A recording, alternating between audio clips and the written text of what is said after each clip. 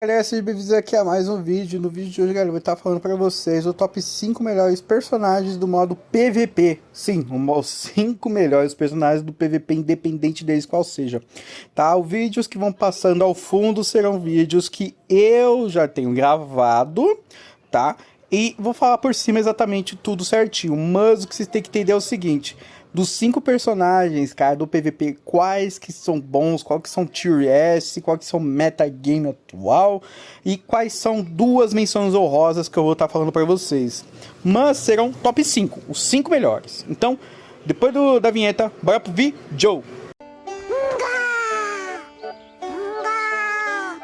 Em quinto lugar, galera, já começando a nossa lista, nós temos praticamente Kisho Arima, né? Ou Arima. Aí vocês vão de escolha, ou Ceifador Branco, né? White Hip, né? O Arima, pro PVP, o cara é um monstro. Por quê? Por N motivos, né? O primeiro motivo do Arima estar em quinto e ele ser um dos 5 personagens mais fortes pro modo PVP, é que o Arima, nada mais e nada menos, tem capacidade de atacar em todos os turnos, independentemente se ele for atacar, se você selecionar ele. O que isso quer dizer? Vamos supor, então, que você tem um Kaneki no teu time. Se o Kaneki ataca um oponente, o Arima, no final daquele respectivo turno, ataca também o inimigo. Entendeu? Esse é o diferencial do Arima. E é muito absurdo, cara. Chega a ser quebrado demais, cara. Tem situações no PVP que simplesmente o Arima sozinho derrota a galera inteira, por ele estar estacando toda hora um dano final no inimigo, entendeu? Por isso que o Arima é um embaçado, por isso que o Arima está aqui no top 5. E por ele estar no top 5 é justamente pelo metagame não ser favorável a ele, né? Tendo em vista que ele pode sim ser derrotado, por exemplo, contra um Kaneki, já que o Kaneki tem vantagem de elemento contra o Arima. Mas ainda assim, cara, é um personagem muito quebrado e muito bom. Então, vamos pro próximo.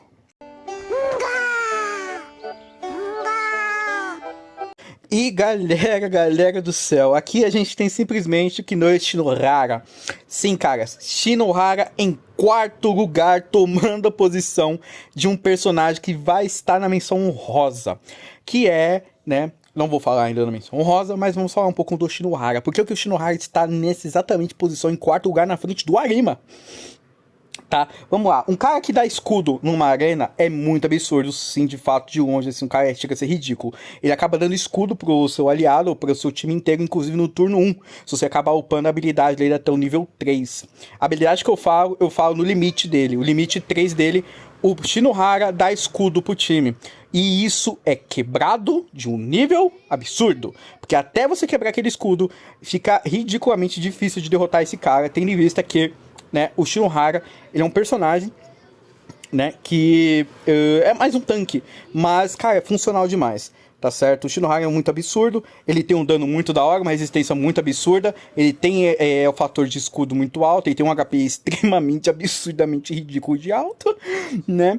E ele é um personagem extremamente utilitário no PVP, tendo em vista que ele buffa e tira praticamente os debuffs do seu time, né?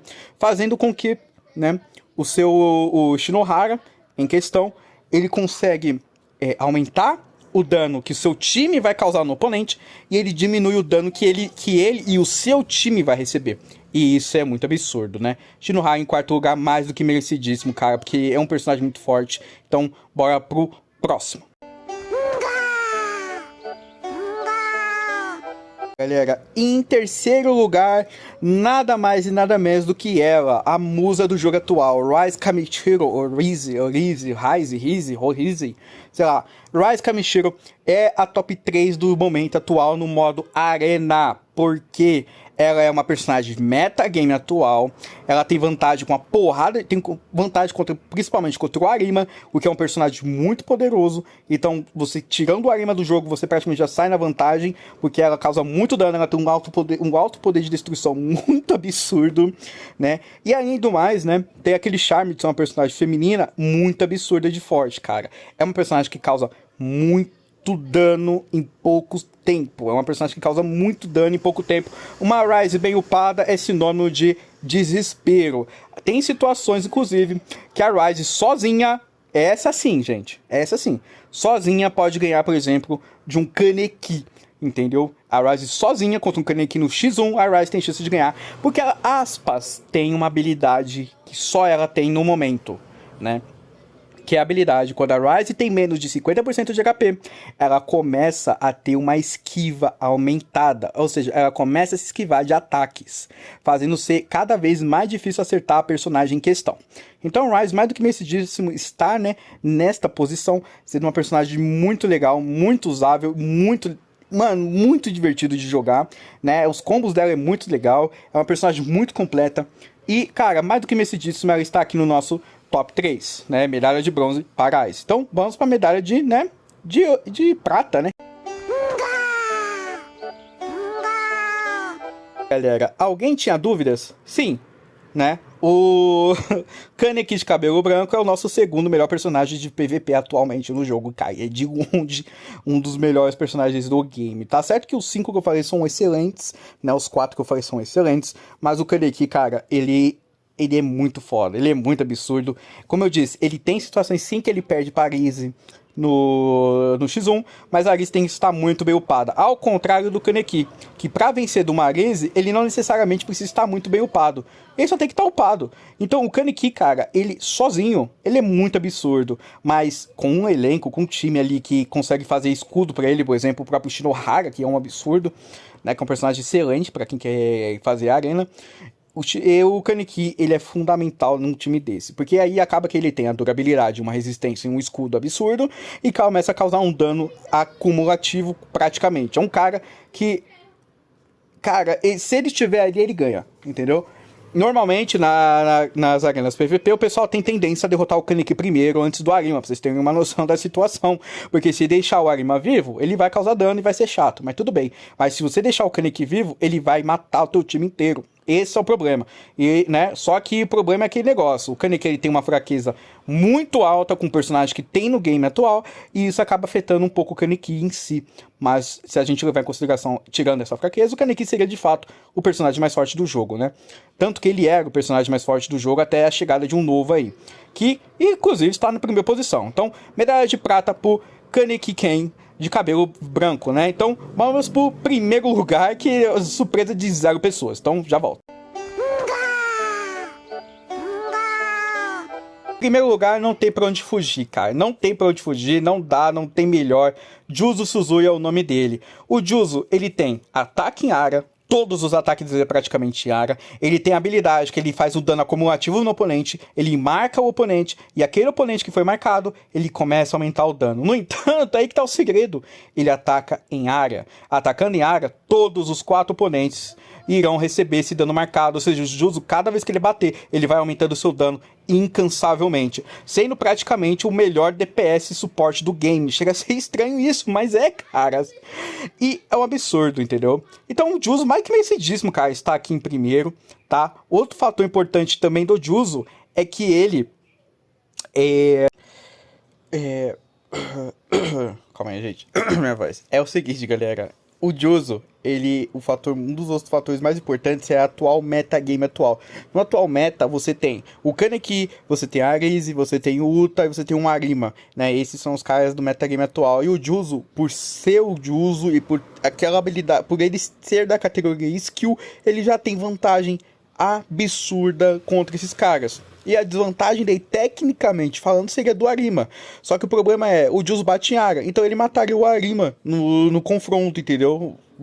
Na arena. Então, cara, não dá. É muito absurdo um personagem igual a ele, tá ligado? Ele quebrou um PVP.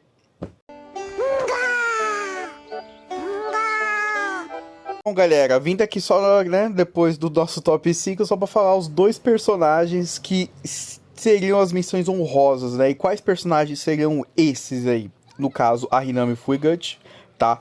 E o Uta. São 2 personagens que seriam, se de fato estariam no top 5, né? Mas aí dependeria muito da tua própria opinião, do teu estilo de jogo. A Hinami, hoje em dia, vendo no PVP a situação atual, acredito que ela não conseguiria entrar no PVP, pelo menos pro meu time. Mas como a minha Hinami é muito forte, eu acabo usando bastante ela, né?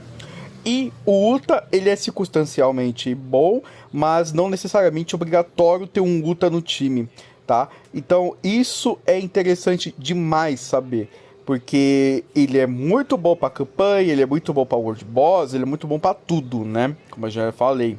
Mas o Uta, ele tem aquele leve problema de ser, né, o personagem em questão que pro boss ele não é bom, entendeu? Pro boss não, perdão, pro modo PVP. Pro modo PVP, o Uta acaba tendo algumas complicações ali, porque normalmente ele é muito focado, e se ele é muito focado, normalmente ele vai tomar muito dano, sem contar também, né, que tem o fator que às vezes aparece um Juz ali do meio do nada e o Juz acaba ganhando a partida sozinho, né.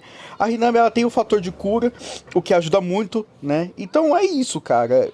Entendeu? Muito absurdo, galera. Muito absurdo. Então é isso. Muito obrigado a quem acompanhou até aqui, gente. Pô, deixa o like, porque esse vídeo aqui deu trabalho pra fazer. Teve que pesquisar muito, caras, sobre cada habilidade pra entender se realmente o personagem funciona naquele modelo e tal. Então é isso. Muito obrigado a quem acompanhou até aqui. Valeu, fui até. Até mais.